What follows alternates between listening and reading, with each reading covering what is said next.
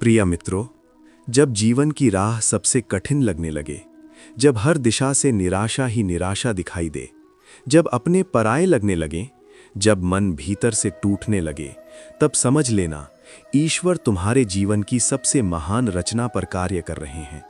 क्योंकि ईश्वर जब किसी को महान बनाना चाहते हैं तो पहले उसे अकेलेपन, असफलता, अपमान और पीड़ा के सागर से गुजारते हैं। बहुत समय पहले की बात है। एक छोटे से गांव में अर्जुन नाम का एक युवक रहता था। नाम अर्जुन था, पर जीवन में वीरता नहीं, केवल संघर्ष ही संघर्ष था। घर की स्थिति बेहद कमजोर थी। पिता बीमार रहते थे, माँ दिन रात मेहनत करती थी और अर्जुन अपने सपनों को सीने में दबाकर दूसरों के सपनों को पूरा करने में लगा हुआ था। हर सुबह सूरज से पहले उठना, मीलों पैदल चलकर काम पर जाना, कम वेतन में दिन रात मेहनत करना, यही उसका जीवन बन चुका था। उसके भीतर भी सपने थे। वो कुछ बड़ा बनना चाहता था। वो अपने माता पिता को सुख देना चाहता था। वो गरीबी की जंजीरों को तोड़ देना चाहता था। पर हर बार हालात उसे वहीं खड़ा कर देते जहां से उसने शुरुआत की थी। धीरे धीरे उसके मन में प्रश्न उठने लगे। क्या ईश्वर सच में मेरी सुन रहे हैं? क्या मेरी प्रार्थनाएं व्यर्थ हैं? एक दिन काम पर जाते समय अर्जुन का एक्सीडेंट हो गया। चोट गंभीर नहीं थी, पर कुछ महीनों तक वो काम नहीं कर सकता था। काम छूट गया, घर की हालत और बिगड़ गई, कर्ज बढ़ने लगा, रिश्तेदार दूरी बनाने लगे, मित्रों ने धीरे धीरे बात करना कम कर दिया। अब अर्जुन दिन रात सोचता, मैं किस अपराध की सजा भुगत रहा हूँ। रात को वो छत की ओर देखता, आंखों से आंसू बहते और मन ही मन भगवान श्री कृष्ण से पूछता, हे कृष्ण, क्या मैंने कोई ऐसा पाप किया है कि मेरा जीवन केवल कष्टों से ही भरा रहेगा? पर उत्तर में केवल सन्नाटा मिलता। ईश्वर चुप थे और यही चुप्पी उसे सबसे अधिक तोड़ती थी। जैसे महाभारत के युद्ध में अर्जुन का कुरुक्षेत्र बाहर था, वैसे ही इस अर्जुन का कुरुक्षेत्र भीतर था।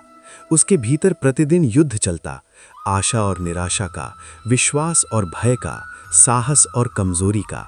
कई बार उसका मन करता सब छोड़ दूं, संघर्ष से हार मान लूं, जीवन से भाग जाऊं। पर तभी माँ का चेहरा सामने आ जाता, पिता की लाचार आंखें याद आ जाती और वो स्वयं से कहता, नहीं, मैं हार नहीं मान सकता। एक दिन अर्जुन नदी किनारे बैठा रो रहा था। तभी वहां एक वृद्ध संत आए। उनके चेहरे पर अद्भुत शांति थी।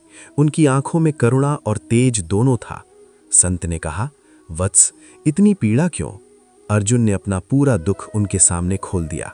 संत मुस्कुराए और बोले, क्या तुम जानते हो भगवान सबसे पहले किसे चुनते हैं? अर्जुन ने सिर हिला दिया, नहीं, भगवान सबसे पहले उन्हें चुनते हैं जिन्हें वे सबसे महान बनाना चाहते हैं। और महान बनने का मार्ग कभी आसान नहीं होता। संत ने पास पड़ी मिट्टी उठाई और कहा, क्या ये मिट्टी सुंदर है? अर्जुन बोला, नहीं। संत बोले, पर जब यही मिट्टी मूर्तिकार के हाथों में जाती है तो वही मिट्टी भगवान का रूप बन जाती है। फिर उन्होंने सोने की अंगूठी निकाली और बोले, क्या तुम्हें पता है सोने को कितना तपना पड़ता है? अत्यधिक आग में, अर्जुन ने उत्तर दिया। संत मुस्कुराए, ठीक वैसे ही ईश्वर अपने प्रिय भक्तों को जीवन की आग में तपाते हैं ताकि वो दूसरों के लिए उदाहरण बन सकें। संत बोले, तुम सोचते हो ईश्वर मौन है, पर वास्तव में वे मौन साधना कर रहे हैं तुम्हारे भीतर एक नया मनुष्य गढ़ने के लिए। जब ईश्वर बोलते नहीं, तब वे सबसे बड़ा कार्य करते हैं।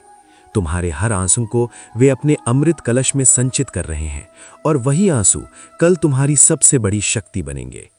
उस दिन के बाद अर्जुन बदल गया। हालात वही थे, कष्ट वही थे, पर दृष्टि बदल गई। अब वो हर पीड़ा को ईश्वर की परीक्षा समझने लगा। हर सुबह उठकर वो कहता, हे कृष्ण, आज जो भी दोगे मैं उसे प्रसाद समझकर स्वीकार करूंगा। धीरे धीरे उसके भीतर धैर्य, साहस और आत्मबल जागने लगा। कुछ महीनों बाद उसे एक छोटा सा काम मिला। वेतन कम था, पर आत्मसम्मान बहुत था। वो पूरी ईमानदारी से काम करता। धीरे धीरे लोग उसकी मेहनत पहचानने लगे। एक दिन उसके मालिक ने कहा, तुम साधारण नहीं हो, तुम्हारे भीतर कुछ विशेष है। यही वाक्य उसके जीवन का मोड़ बन गया। समय बीतता गया। अर्जुन के जीवन में धीरे धीरे प्रकाश आने लगा। नए अवसर मिले, नई राहें खुलीं, नई संभावनाएं जन्म लेने लगीं।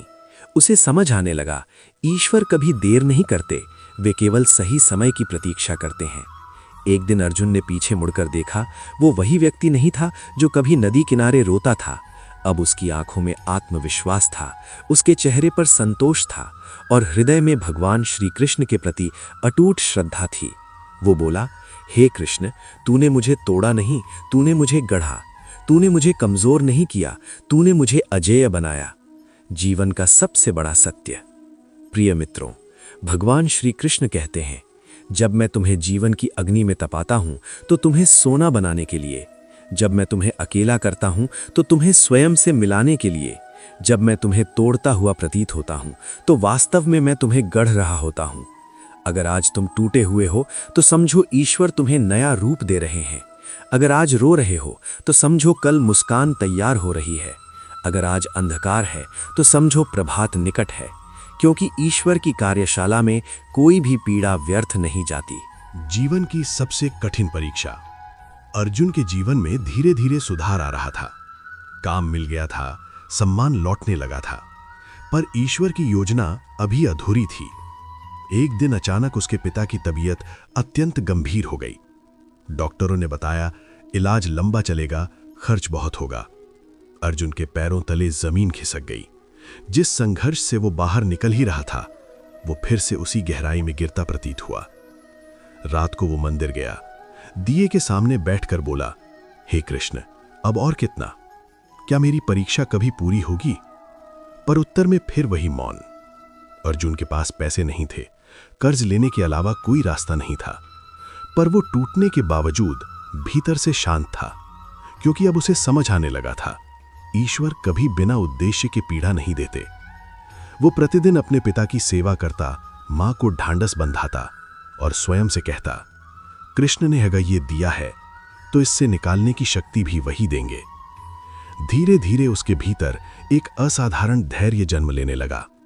एक दिन अस्पताल में एक वृद्ध सज्जन अर्जुन से मिले। उन्होंने उसकी सेवा भावना देखी, उसकी श्रद्धा देखी, उसकी आंखों में छिपे दुख को महसूस किया। उन्होंने इलाज का पूरा खर्च उठाने की बात कही। अर्जुन स्तब्ध रह गया। उसकी आंखों से आंसू बह निकले। वो समझ गया, कृष्ण कभी स्वयं नहीं आते, वे अपने दूत भेजते हैं। पिता धीरे धीरे स्वस्थ होने लगे। घर में फिर से मुस्कान लौटी। अर्जुन अब पहले से अधिक मेहनत करने लगा। वो हर कार्य को भगवान की सेवा समझकर करता। उसे अब समझ आ चुका था, जो कर्म निष्काम भाव से किया जाता है वही ईश्वर को सबसे अधिक प्रिय होता है। एक दिन उसके जीवन में ऐसा अवसर आया जिसने उसकी पूरी दिशा बदल दी। कंपनी में एक बड़ा प्रोजेक्ट आया। किसी को जिम्मेदारी उठाने का साहस नहीं था। अर्जुन आगे बढ़ा, मुझे दीजिए। सब चकित रह गए, पर भीतर का अर्जुन अब महाभारत का अर्जुन बन चुका था। निडर, साहसी, दृढ़। उसने दिन रात मेहनत की, पूरे मन से काम किया और परिणाम असाधारण सफलता। उस दिन अर्जुन को पहली बार मंच पर बुलाया गया। उसका नाम पुकारा गया। तालियों की गड़गड़ाहट गूंजी। वही अर्जुन जिसे कभी कोई पहचानता नहीं था, आज सब उसकी प्रशंसा कर रहे थे। उसकी आंखें भर आईं। वो मन ही मन बोला, हे कृष्ण, तूने मुझे अपमान से सम्मान तक का सफर सिखाया। सफलता के साथ अहंकार धीरे धीरे प्रवेश करने लगा। अब अर्जुन को लगने लगा, ये सब मेरी मेहनत का फल है। वो भूलने लगा कि उसकी यात्रा की हर सीढ़ी पर कृष्ण का हाथ था। और जब मनुष्य भूलता है, तब ईश्वर उसे फिर याद दिलाते हैं। एक गलत निर्णय, एक जल्दबाजी, एक अहंकारी कदम और अर्जुन फिर से नीचे गिर गया। नौकरी चली गई, सम्मान टूट गया, विश्वास डगमगा गया। इस बार दर्द पहले से अधिक था, क्योंकि ऊंचाई से गिरने की चोट सबसे गहरी होती है। रात को अर्जुन मंदिर गया। वो बोला, हे कृष्ण, मैंने क्या गलत किया? और उसी क्षण उसकी आंखें गीता के इस श्लोक पर पड़ीं।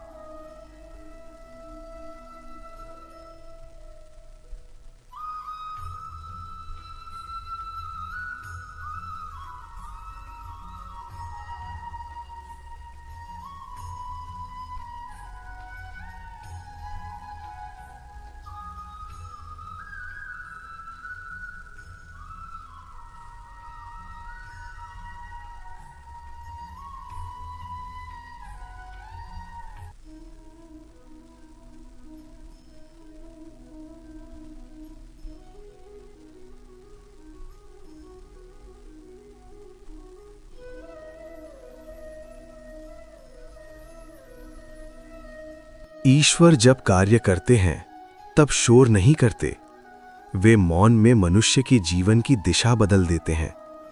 अर्जुन के जीवन में भी यही हो रहा था। अब वो पहले जैसा नहीं रहा था। उसका मन शांत था, उसकी दृष्टि स्थिर थी, उसका हृदय करुणा से भरा था। वो समझ चुका था कि जीवन का उद्देश्य केवल धन, पद और प्रसिद्धि नहीं, बल्कि स्वयं को पहचानना और दूसरों के लिए दीप बनना है। अब अर्जुन हर दिन कुछ समय गरीब बच्चों को पढ़ाने लगा। उन मासूम आंखों में वो अपना अतीत देखता। वो उन्हें सिखाता सपने देखना, मेहनत करना और ईश्वर पर विश्वास रखना। धीरे धीरे उसकी ये सेवा साधना बन गई।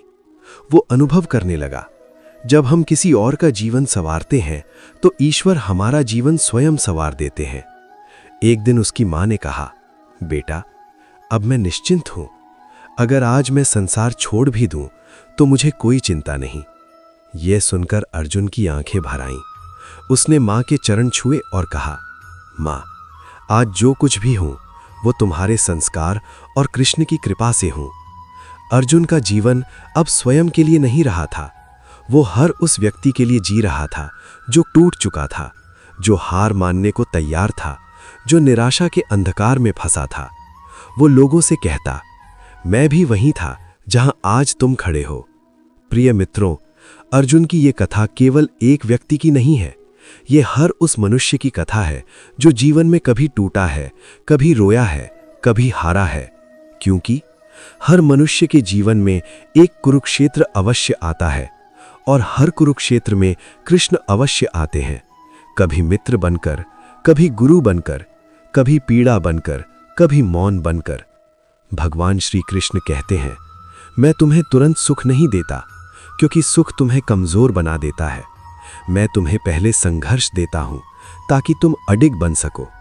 मैं तुम्हें गिराता हूं ताकि तुम उठना सीखो। मैं तुम्हें तोड़ता हूं ताकि तुम नया जन्म ले सको। मनुष्य पूछता है, हे कृष्ण, अच्छे लोगों के साथ ही बुरा क्यों होता है? और कृष्ण मुस्कुराकर कहते हैं, क्योंकि अच्छे लोग ही बुराई सहने की क्षमता रखते हैं। बीज मिट्टी में दबाया जाता है, अंधकार में रखा जाता है, पानी की मार सहता है, मिट्टी का भार झेलता है, तब जाकर वो एक विशाल वृक्ष बनता है। यदि बीज बोल सकता तो कहता, मुझे क्यों दबाया जा रहा है? पर वही दबाव उसे महान बनाता है। जीवन ईश्वर की कार्यशाला है, जहां आंसू हथौड़े हैं, पीड़ा छैनी है, संघर्ष अग्नि है और विश्वास मूर्ति का आकार। कुछ पाठ शब्दों से नहीं, अनुभव से सिखाए जाते हैं। कृष्ण हमें किताब से नहीं, जीवन से सिखाते हैं। अर्जुन ने अंत में यही कहा, हे कृष्ण, तूने मुझे बहुत कुछ नहीं दिया, पर जो दिया वो मुझे बना गया। प्रिय मित्रों, आज यदि जीवन कठिन लग रहा है तो समझो ईश्वर तुम्हें मजबूत बना रहे हैं। आज यदि आंसू बह रहे हैं तो समझो ईश्वर तुम्हारे भीतर नया सवेरा बो रहे हैं। आज यदि अकेलापन है तो समझो ईश्वर तुम्हें स्वयं से मिलवा रहे हैं। क्योंकि ईश्वर जब मौन होते हैं तब वे सबसे बड़ा चमत्कार रचते हैं। और याद रखो, जो तुम्हें आज तोड़ रहा है वही तुम्हें कल इतिहास बना देगा। अंतिम श्री कृष्ण वाणी। हे मानव, तू डर मत, तू थक मत, तू रुक मत। मैं तेरे साथ हूं, हर श्वास में, हर आंसू में, हर संघर्ष में।